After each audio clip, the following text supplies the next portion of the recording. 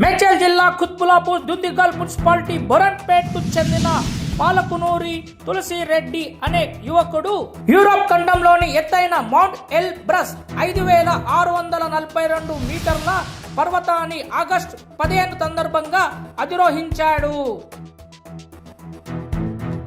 ఈ నెల 11వ తేదీన బయలుదేరిన తులసిరెడ్డి ఆగస్టు 15 సందర్భంగా యూరోప్ ఖండంలో అత్యంత ఎత్తైన శిఖర లక్ష్యాన్ని 4 రోజుల్లో పూర్తి చేశాడు.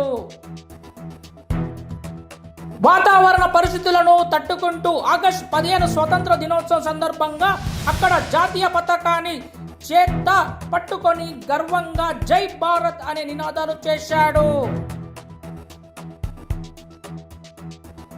గత ఏడాది అక్టోబర్లో మౌంట్ కిల్లీ మంజారో పర్వతం రహణ పూర్తి చేశాడు. మౌంట్ ఎవరెస్ట్ పర్వత రోహిణి లక్ష్యంగా ముందుకు సాగుతున్నానని ఈ సందర్భంగా తులసిరెడ్డి తెలిపారు.